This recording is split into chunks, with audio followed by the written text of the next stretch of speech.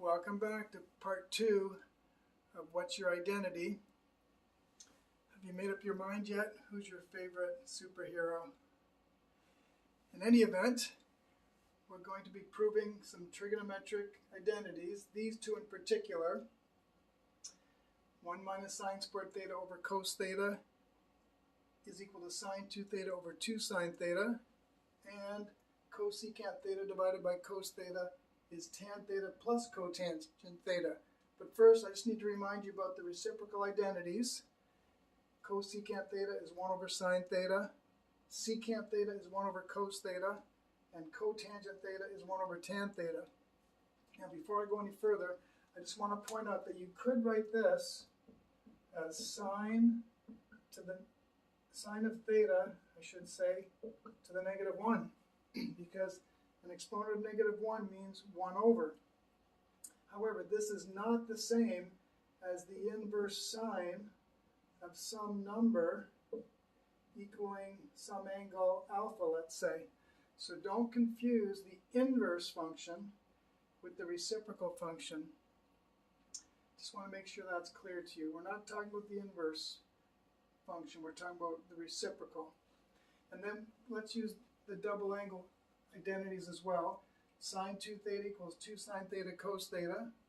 Cos 2 theta can be written 3 ways. Cos squared theta minus sine squared theta, 2 cos squared theta minus 1, or 1 minus 2 sine squared theta.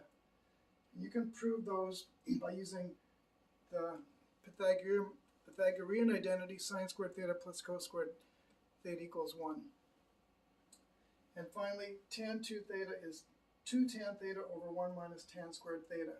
Now, we won't need all of these, of course, but let's prove the two that I have on the board. Now, confession, I haven't proven these to myself. I'm just going to go prove it as I go. It's always good for you to see teachers thinking out loud and maybe even struggling a little bit. Often you want to start with the side that's the most complicated. I don't know, this one might look a bit more complicated, but let's first of all tackle that left-hand side.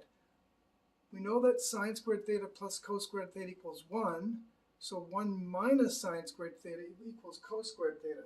So the left-hand side is just cos squared theta over cos theta. This cos theta cancels one of those, leaving me with cos theta. What about the right-hand side? Well, the right-hand side, using the double angle formula for sine 2 theta, is 2 sine theta cos theta. The bottom is just 2 sine theta. So the 2's cancel, the sines cancel, and what do you know? That one's not too hard. We get cos theta. So at this point, as I mentioned before, you can write QED, big fat check mark, or better yet, smiley face. Unless your teacher wants you to write, since the left side equals the right side, therefore this identity is true. Now, what about this one? I guess this might look a bit more complicated, but let's just start with the left-hand side. Cosecant theta is 1 over sine. Cos theta will remain for the time being. But basically, here I have a fraction divided by a fraction. If you think of it as cos theta over 1. How do you divide fractions? Well, you keep the numerator. Instead of dividing by this one, you multiply by the reciprocal. Why? Well, because it gives the same answer. So this is 1 over sine theta cos theta, which is just half of this, by the way, but that's beside the point. Now, the right-hand side is tan theta, which is sine theta over cos theta, plus cotangent theta, which is cos theta over sine theta, the reciprocal of tan theta. This would suggest that we need to get a common denominator.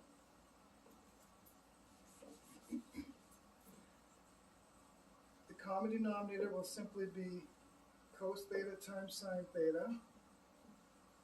You can always multiply two denominators to get a common one. It might not be the lowest common denominator, but here it's clearly the lowest common denominator. So I multiplied cos by sine to get that, so I've got to multiply sine times that to get that, which is sine squared theta.